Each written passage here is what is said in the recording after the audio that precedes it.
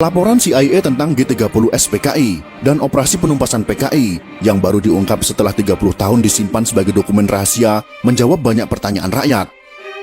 Jika bukan karena Maijen Soeharto yang tersisa dan mengambil alih komando pimpinan TNI Angkatan Darat, sejarah Indonesia pasti berubah. Republik Indonesia sudah pasti akan menjadi negara komunis. Banyak kemungkinan yang akan terjadi dan semuanya lebih buruk. Presiden kedua Republik Indonesia. Siapa yang tidak mengenal beliau? Beliau tidak lain dan tidak bukan adalah Presiden Haji Muhammad Soeharto. Lahir dari keluarga petani di Kemusuk, Yogyakarta pada tanggal 8 Juni tahun 1921 dan meninggal di Jakarta pada tanggal 27 Januari tahun 2008 pada usia 86 tahun. Jasanya kepada bangsa dan negara juga tidak bisa disepelekan. Akan tetapi bagi kaum komunis hal ini sangat bertolak belakang. Kaum komunis sangat membenci Presiden Soeharto karena beliaulah yang menghancurkan komunis di negara tercinta ini. Akibat dari dendam dan bencinya mereka, sampai sekarang Presiden kedua Republik Indonesia ini difitnah dengan masif, dengan cara memutarbalikkan fakta sejarah yang sudah tertulis di bangku sekolah dengan sistematis. Dari keadaan yang seperti itu, maka kami sebagai salah satu generasi yang mendapatkan pendidikan Pancasila saat sekolah di masa beliau masih menjadi presiden, merasa ada tanggung jawab untuk memberikan jawaban atas tuduhan miring terhadap beliau, untuk mengimbangi informasi-informasi yang menyudutkan beliau, terutama bagi generasi muda yang tidak tahu menahu tentang sejarah masa lalu bangsa ini. Dan akhirnya belajar sejarah dari sumber yang salah, yaitu bersumber dari orang-orang simpatisan atau pendukung komunisme yang sangat gencar ingin mengubah sejarah masa lalu mereka. Beberapa pemimpin dunia yang memuji Presiden Soeharto dalam pernyataannya. Berikut ini adalah pernyataan tersebut. Dr. Mahathir Mohamad, mantan Perdana Menteri Malaysia, mengatakan, krisis ekonomi tahun 1998 memang dirancang untuk menjatuhkan Pak Harto. Jika Pak Harto tidak jatuh, Indonesia akan jadi negara maju. Lee Kuan Yew, mantan Perdana Menteri Singapura, juga mengatakan, Pak Harto pemimpin luar biasa. Beliau harus mendapat tempat terhormat dalam sejarah Indonesia. Sedangkan Sultan Bolkiah dari Kerajaan Brunei mengatakan, dipimpin Pak Harto, Indonesia bersatu, pemerintahan stabil, ekonomi maju pesat, sangat disayangkan beliau dijatuhkan. Sebenarnya Pak Harto berkali-kali mengutarakan niat untuk mundur, namun beliau melihat ancaman luar biasa besar membahayakan bangsa dan negara kesatuan Republik Indonesia. Fitnah KKN terhadap Pak Harto dan keluarga yang kemudian dituangkan dalam TAP MPR untuk memeriksa harta kekayaannya ternyata tidak terbukti. Majalah Time memfitnah Pak Harto dan keluarga dengan tuduhan punya simpanan 30 miliar dolar Amerika Serikat. Ternyata tidak terbukti sama sekali. Berbagai tim khusus dibentuk pemerintah untuk menyelidiki harta Pak Harto. Satu pun tak menemukan rekening yang mencurigakan di perbankan asing. Silahkan cari kemana saja. Jika terbukti saya ada simpanan 1 sen saja, saya siap dihukum mati, kata Pak Harto. Semua tuduhan itu adalah fitnah. Belakangan terbukti Pak Harto dijatuhkan oleh konspirasi global, yaitu Partai Demokrat Amerika Serikat, Partai Komunis Cina, dan sekutunya, yang berkolusi dengan kelompok anti-Soeharto.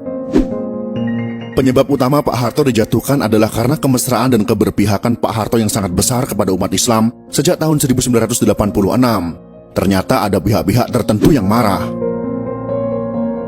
Republik Indonesia merdeka pada tahun 1945. Namun kemerdekaan umat Islam Indonesia sejatinya baru terjadi pada tahun 1986 sampai 1987 setelah Pak Harto berpaling ke Islam. Sebagai manusia, Pak Harto sudah pasti tidak sempurna. Ada kelemahan, kesalahan, kekurangan, namun beliau tetap pahlawan. Jasanya luar biasa besar. Terbukti pada beberapa hari setelah Partai Komunis Indonesia melancarkan gerakan 30 September, Partai Komunis Indonesia, membunuh para pimpinan TNI Angkatan Darat, ulama-ulama, dan tokoh-tokoh anti PKI di seluruh Indonesia. Dari dokumen rahasia CIA yang sudah boleh diakses publik ditemukan catatan pejabat CIA tentang pertemuan pertama CIA dengan Pak Harto pada awal Oktober tahun 1965. CIA belum pernah membuka ke publik. Pak Harto juga tidak pernah mengungkap mengenai pertemuannya dengan CIA beberapa hari setelah G30 SPKI di Jakarta. Laporan CIA itu menyebutkan bahwa setelah PKI melakukan Gestapo atau Gerakan September 30, TNI Angkatan Darat dipimpin oleh Maijen Soeharto berhasil menggagalkan PKI untuk kendalikan NKRI. Faktor utama kegagalan Gestapo PKI menurut CIA adalah timing yang tidak tepat. Gestapo dilakukan 5 hari sebelum hari ulang tahun TNI pada tanggal 5 Oktober tahun 1965 adalah kesalahan fatal. Gestapo PKI dilancarkan pada saat seluruh pasukan TNI dan pimpinan TNI sedang berkumpul di Jakarta, mobilisasi pasukan dalam rangka hari ulang tahun TNI.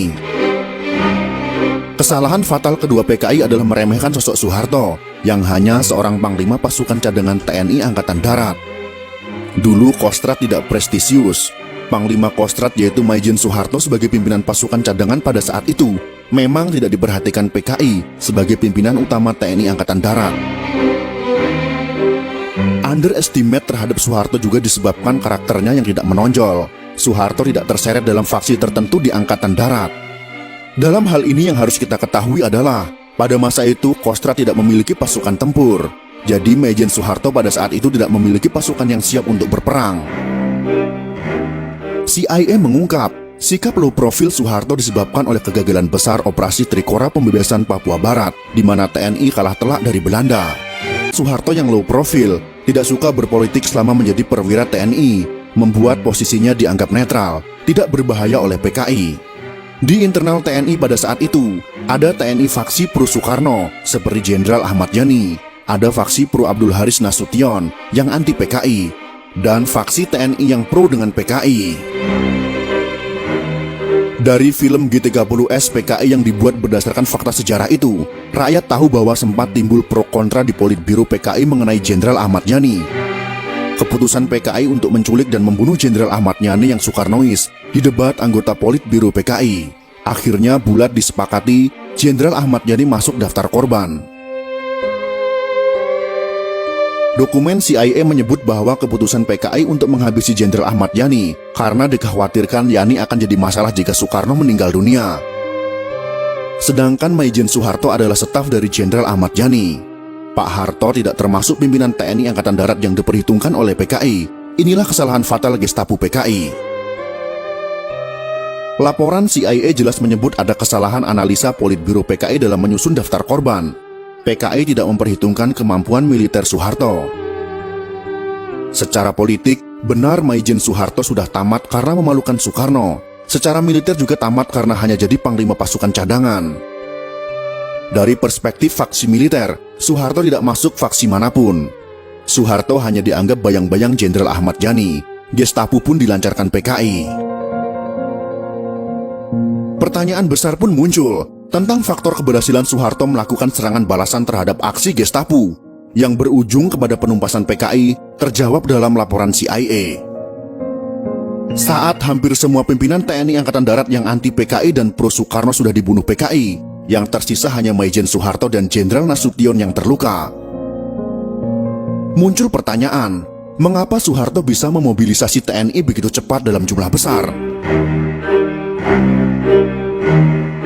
Ada dua alasan untuk menjawab pertanyaan ini. Yang pertama, sebagian besar pasukan TNI ada di Jakarta dalam rangka hari ulang tahun TNI pada tanggal 5 Oktober tahun 1965. Yang kedua, Soeharto adalah mantan Panglima Trikora, satu-satunya jenderal yang berpengalaman dalam memobilisasi pasukan TNI dalam jumlah besar yang luput dari analisa PKI.